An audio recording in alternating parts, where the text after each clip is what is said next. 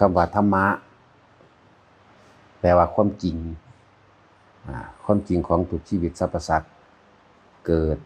แก่เจ็บตายจริงคำว่าทุกข์ก็คือความเข้าไปยึดมั่นถือมั่นสาเหตุแห่งทุกข์ก็คือความคิดหนทางแห่งการดับทุกข์เป็นแบบนี้ทุกข์ดับไปเป็นแบบนี้แต่ก่อนเฮาศึกษาพุทธวจนะเฮาบ่เคยเชื่อเลยเข้าใจบ่ล่ะเป็นหยังเฮาคือบ่เชื่อเลยทีเดียวเพราะว่าเฮาที่เหลือไว้พิสูจน์ด้วยตัวเองเมื่อเฮาพิสูจน์เอาเองเฮาจึงบ่เว้าตามเพิ่นเฮาจึงเว้าตามความเป็นจริงที่เฮาเป็นเข้าใจบ่ล่ะเฮาบ่ได้กล่าวคำนั้นโดยตรงๆดอกบัดแต่ว่ากล่าวตามความเป็นจริงเว้าไปตามความเป็นจริงจริงของเจ้าของเด้บ่แม่นจริงผู้อื่นครับส่วนมากคนสิเว้าแต่เรื่องผู้อื่นแต่ว่าเฮาสิเว้าเรื่องของเจ้าของเองเว้าเรื่องที่ตัวเองพิสูจน์ได้แล้วบอกมาแล้วจึงไม่กล่าวตามคำของใครว่ากล่าวตามคำของไผปานใดดอกแต่ตามความเป็นจริงที่เจ้าของมาเพราะว่าบ่มีผู้ใดไปฮู้ผู้ใดบ่มีไปฮู้ความคิดของเขาดอกบ่มีไปฮู้ความรู้สึกของเขาบ่มีไปฮู้วิถีชีวิตของเขาที่เขาพบเจอหยังมาเฮาก็ฮู้เฉพาะตัวเฮาเองนี่ต่างหากเรียนธรรมะศึกษาธรรมะแม้พุทธวจนะเอาไว้ละตัวเองสละตัวเองเด้อนั่นแหละเอาไว้กล่าวตักเตือนตัวเองเอาไว้พิสูจน์ตัวเองบ่แม่นเอาไว้ถ้าไปหาตำหนิบุคคลผู้อื่นนะนั่นแหละเฮาจึงกล่าวคำจริงบ่ย้านไผบ่ย้านเลยสิผู้ใดเว้ามาก็ดีเฮารู้เฮาเห็นด้วยตัวเองตามความเป็นจริงของเฮาเองเฮาจึงบ่เว้านำไผเว้าตามที่เจ้าของเป็นเลยนั่นแหละ ศึกษามาแล้วบ่เชื่อเอาไว้พิสูจน์ซะก่อนเมื่อพิสูจน์แล้วรู้แจ้งเห็นจริงตามความเป็นจริงด้วยตัวเองจังว่าคำว่าไผก็ตามครับอยากตัดเวรอยากตัดกรรมตัดภพตัดศาสตร์ให้เข้าใจคำว่าอสังขตธรรมธรรมคือสิ่งทั้งหลายทั้งปวงทั้งเบิดเลยที่มีอยู่บ่ว่าจะการเห็นด้วยตาหูจมูกลิ้นกายการสัมผัสกระทบรูปเสียงกลิ่นรสนี่ก็เป็นธรรมทั้งเบิดเลยแต่ว่าตราบใดที่เฮายังไปปรุงแต่งแสวงหาในความอยากได้อยากเป็นตราบนั้นเฮาก็เกิดไปคือเก่าอารมณ์มันเกิดภพมันเกิดนี่ต่างหากที่เฮาค้นพบในตัวเองของเฮาเองเฮาบ่เว้าตามไผเด้บ่เว้าตามเพิ่นดอกบ่เว้าตามคำพระพุทธเจ้าแต่ว่าเว้าตามความเป็นจริงที่เจ้าของเห็นเฮาจึงถ่ายทอดความรู้สึกที่ผ่านมาให้บ่แม่นว่าเฮาสิไปเว้าทุกบาทคำเฮาเว้าตามที่เฮาเป็นนั่นแหละ อาศัยทำนาว่าหมายถึงศึกษาคำของเพิ่นแล้วขึ้นสู่หน้าว่าหมายถึงขึ้นสู่เรือพายด้วยกำลังของตะของเองพบพ่อน้ำหมุนวนแนวใดก็สร้างพบพ่ออันตรายใดก็สร้างนี่เป็นจริงของเฮาต่างหากนี่เป็นความจริงของเฮาต่างหากนั่นแหละเฮาจึงบ่เว้าไปตามจินตนาการของไผหลายๆคนที่คิดว่าตัวเองฮู้ธรรมะของพระพุทธเจ้านั่นมันบ่ได้ไปฮู้จำคำมันมาเด้ฮู้ความจริงในตัวเองต่างหากเด้กายเวทนาจิตธรรมเป็นแนวใดในตัวเองนี่เด้ เฮาจึงบอกว่าเฮาบอกไปเลยบ่ได้สนถ้าอยากตัดเวรตัดกรรมตัดภพตัดศาสตร์ขาดออกจากสิ่งทั้งหลายทั้งปวงที่มีอยู่บ่ว่าโลกใดๆก็ตามพยายามจะคิดแต่ว่าการสิเอาความคิดมาห้ามความคิดมันห้ามบ่ได้ดอกนี่ต่างหากที่ความจริงมันเป็นไปคำว่าอสังขตธรรมมันเป็นคำที่ทองมาเฮ็ดจังใดมันสิอะได้ล่ะเฮ็ดจังใดมันจะไม่ล่ะเฮ็ดจังใดมันจะคิดได้ล่ะไม่คิดปรุงแต่งในสิ่งทั้งหลายทั้งปวงที่ตาที่หูจมูกลิ้นกายเห็นกระทบสัมผัสรู้สึกไม่คิดไม่นึกนะถ้าไม่คิดไม่นึกแล้วความรู้สึกเกิดบ่ได้เมื่อความรู้สึกเกิดบ่ได้ภพเกิดบ่ได้ภพดับไปเลยนี่ต่างหากรู้ว่าทุกข์ดับแบบใดดับเพราะว่าบ่มีความรู้สึกพอใจกับบ่พอใจนั่นเองอารมณ์เกิดบ่ได้อารมณ์ความรู้สึกพอใจและไม่พอใจบ่มีแต่ว่าอยากให้ทุกคนนั่นนะหาเครื่องอยู่ของตัวเองเอาอันใดอันหนึ่งปฏิบัติเอาแบบใดก็ได้มันลงตรงที่ปล่อยว่างมันลงตรงที่ไม่มีความรู้สึกในความพอใจและไม่พอใจนะ บ่มีความยินดีกับสิ่งต่างๆปวงที่เห็นที่ได้ยินได้ฟังบ่มีเลยนี่ต่างหากนี่เป็นเรื่องของตนเป็นเรื่องเฉพาะตนบ่แม่นว่าสิเว้าเหมารวมนี่คือเรื่องของไผของมันเลยปัจจตังไผมันโลดเด้อไผก็ดีหรือสิเว้าเรื่องอานาปานสติแบบนี้อย่าบอกต่อกายเวทนาจิตธรรมนะหายใจเข้ายาวก็รู้ว่ายาวหายใจออกยาวก็รู้ว่ายาวนะเพราะความเป็นจริงนี่สิพวกเข้าไปฝึกหัดมาแล้วมันแม่นตะแค่นั้นเด้อเมื่อจิตตั้งมั่นเข้าสู่ลมหายใจนี่เฮากำหนดเอาลมหายใจนี่แหละเป็นที่กำหนดความคิดขึ้นนึกถึงลมเข้านึกถึงลมออกลมเข้าออกลมเข้าออกเรื่อยๆย่อมมีอาการปิติต่างๆเกิดขึ้นได้บัดมีความรู้สึกทางร่างกายมีอาการขนลุกวูบวาบเมื่อมีความรู้สึกแล้วความคิดไหลไปทันทีเลยฮึมันหยังวะนี่ต่างหากอันของที่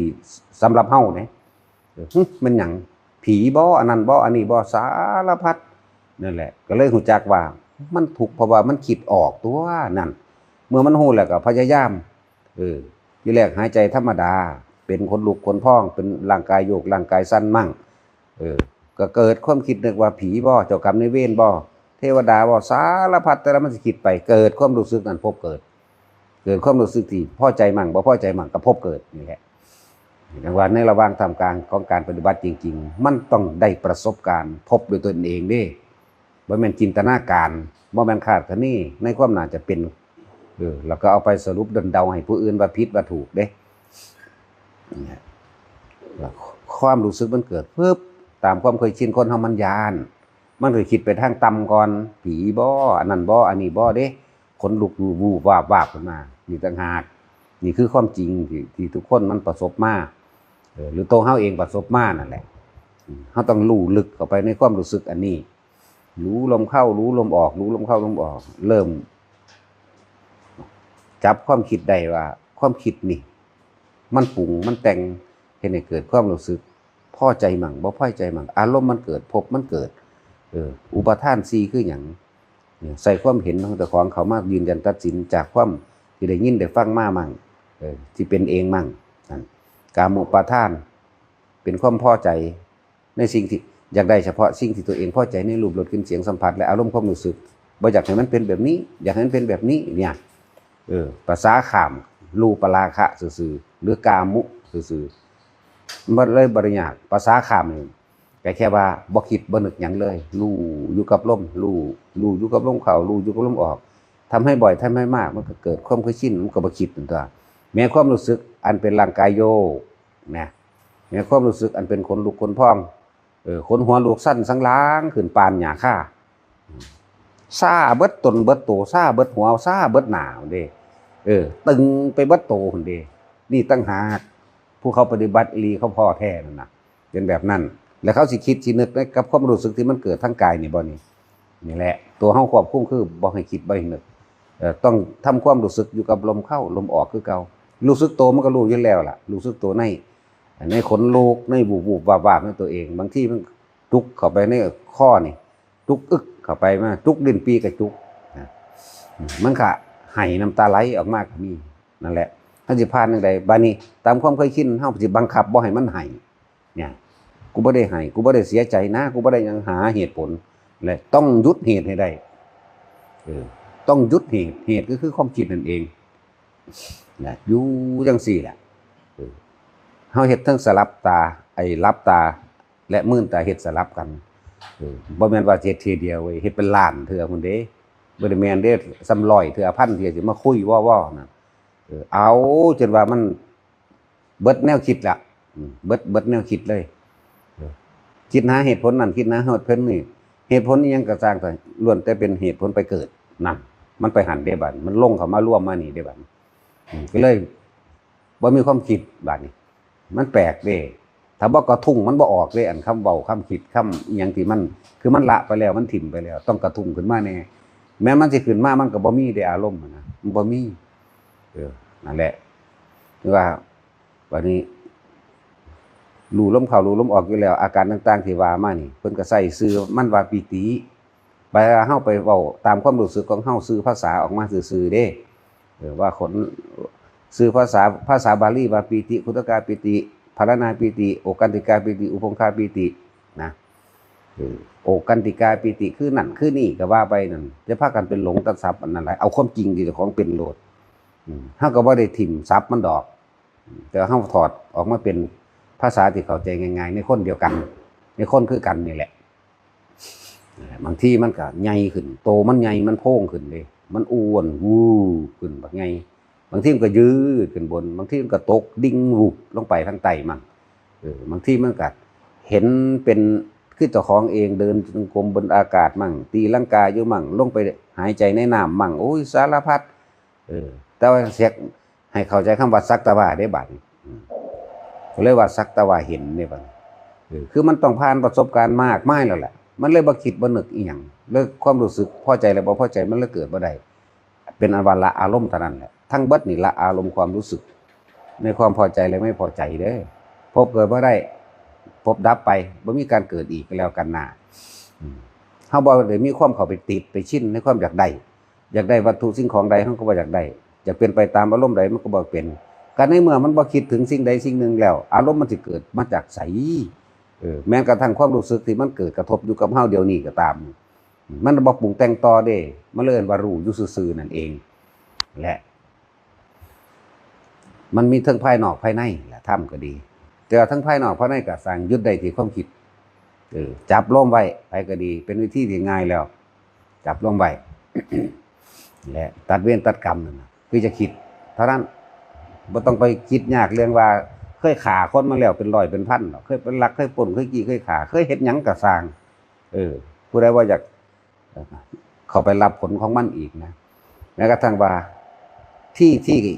กรรมตามไม่ถึงพุ่นดิคำว่ากรรมทั้งดีทั้งเลวนั่นแหละที่กรรมตามไม่ถึงอยู่ที่อานาปานสตินั่นแหละทำความรู้สึกตัวพร้อมในตัวเฮาเองโลดฝึกให้บ่อยฝึกให้มากฝึกให้ชินคนเฮามันสิย่านตายแต่เฮาฝึกตัวนี้ไว้แล้วเฮาเตรียมตัวตายไว้แล้วเมื่อความตายเข้ามาถึงแล้วมันก็ตั้งใจเข้าไปในลมหายใจนั่นแหละอยู่กับลมเข้าลมออกล่ะว่าเฮาคิดหาสิ่งใดเฮารู้แจ้งบ่แห้งแล้วว่าบ่มีสิ่งใดสิ่งหนึ่งซอยเหลือเฮาได้ล่ะบ่ว่าอีเรื่องใดก็สร้างว่าเรื่องเจ็บปวดเรื่องป่วยบ่เรื่องใดก็สร้างบ่มีผู้ใดซอยเฮาดอกตัวเฮาเองต่างหากเนี่ยมันสิลึกซึ้งเข้าไปมันสิเห็นคุณค่าลมหายใจตัวเองมันสิเห็นคุณค่าของเจ้าของเองแหละเฮ็ดไปเรื่อยชินเข้าอยู่กับลมอันใดอันหนึ่งมากระทบบ่ว่าสิเป็นเรื่องภายนอกมากระทบกระทั่งกระสร้างมันบ่คิดบ่นึกเด้มันจะปัดออกของมันเองปัดออกมันเป็นภาษาเว้าซื่อเด้คำว่าปัดออกมันเป็นภาษาอยากซื่อให้คนเข้าใจซื่อเด้คำธรรมะทั้งหลายที่เพิ่นแสดงออกมานั่นเป็นแค่วิธีการสื่อสารให้เกิดความเข้าใจในความรู้สึกของเจ้าของซื่อเด้บ่แม่นว่าสิไปจำเอามาว่าเจ้าของเก่งเด้มันว่าแม่นเด้อันนั้นนี่แหละเอาเข้ามาเบิดบุญเบิดบาปเบิดผิดเบิดถูกบ่มีหยังผิดบ่มีหยังถูกบ่มีบุญบ่มีบาปพุ่นเด้มันเลยเข้าไปพุ่นนั่นเด้เบิดฮอดศีลเบิดฮอดธรรมจักว่ามันลึกเข้าไปจนว่าบ่มีหยังเลยพุ่นเด้เบิดเลยบ่มีอีหยังบ่มีสิ่งใดสำคัญจักอันจักอย่างพุ่นน่ะขนาดนั้นแหละที่เฮ็ดก็เฮ็ดไปเพราะฉะนั้นแหละเฮ็ดไปเพราะยังเฮ็ดเป็นตัวอย่างเฮ็ดเป็นตัวอย่างซื่อเด้ยังมีตะโลโกสโลแกนหลายคน บอกว่ามันดูดีซื่อๆดอกแต่ความจริงมันสิดีส่ำใดปากร้ายใจดีมีบ่หลายปานใดดอกแต่ว่าปากดีใจร้ายนี่เยอะแยะนั่นแหละบอกว่าแต่ละคนเบิ่งเจ้าของนั้น ศัพท์ต่างๆที่เพิ่นนำออกมาอธิบายขยายความก็เพื่อว่าให้เฮานั้นเข้าใจในความรู้สึกของเจ้าของเองเด้อเอามาละที่ตัวเองเด้บ่แม่นละที่ผู้อื่นเนี่ยหลายคนที่ว่าพูดไม่จริงพูดไม่ตรงบ่ตรงอยู่แล้วเพราะเราพูดตามเราที่เราเป็นเราไม่ได้พูดตามใครมีต่างหากเฮาศึกษาแน่นอนศึกษาของเพิ่นนั่นน่ะแต่ว่าเฮาบ่เชื่อบ่เคยเชื่อจากบ่ล่ะจนกว่าว่าพิสูจน์ด้วยตนเองได้แล้วนะเมื่อพิสูจน์ด้วยตนเองได้แล้วน่ะเชื่อบ่เชื่อก็สร้างตัวมันเป็นอันเดียวกันมันเป็นจริงเด้มันบ่แม่นเชื่อเด้ความจริงกับความเชื่อนี่มันคนละอย่างกันคือหยังนี่นะจังว่าพวกเฮานี่ถ้าเฮา บ่ได้ศึกษาด้วยตัวเองบ่ได้ฝึกหัดตัวเองมันจะเอาความเชื่อเนี่ยไปถกไปเถียงกัน แต่ว่าบ่ได้เห็นความจริงของเจ้าของเองคำว่าความยึดมั่นถือมั่นจังซั่นจังซี่นี่มันแม่นหยังโดยความยึดมั่นถือมั่นอารมณ์ความรู้สึกเจ้าของนี่เด้ในความพอใจและไม่พอใจนี่เด้พอใจในรูปรสกลิ่นเสียงสัมผัสและกระทบความรู้สึกเนี่ยไม่พอใจกับแม่นคือกันอารมณ์ความรู้สึกที่พอใจและไม่พอใจนี่ได้ความยึดมั่นถือมั่นนะปล่อยว่างคือหยังปล่อยว่างคือบ่คิดเนี่ยแม่นอีหยังสิเกิดขึ้นก็สร้างมันบ่คิดมันไม่นึกหาความรู้สึกในความพอใจและไม่พอใจเกิดขึ้นบ่ได้มันดับล่ะดับคิดมันบ่แม่นดับหยังดอกความรู้สึกก็เกิดบ่ได้ล่ะเนี่ยจังว่าเฮาสิเฮ็ดอิหยังมากก็สร้างแม้นในอดีตชาติแม้นในปัจจุบันชาติอันเป็นชาตินี้แหละที่ผ่านมาแล้วเนี่ยใน10 ปีที่แล้วหรือเมื่อวานก็สร้างที่ให้ที่กรรมทั้งหลายบ่ว่ากรรมดีและกรรมชั่วให้ผลมาได้อานาปานสตินี่รู้ลมเข้ารู้ลมออกผู้ใดฝึกผู้นั้นก็สิฮู้ดอกว่าละแบบใดบ่ละแบบใดนะมันมีความรู้สึกดอกมันอยู่ในหั่นแหละว่าทำให้บ่อยทำให้มากทำให้ชินทำให้เป็นดุจดังญาณญาณคือรู้หยังรู้ท่านแล้วรู้จนคิดหยังบ่ออกนั่นแหละ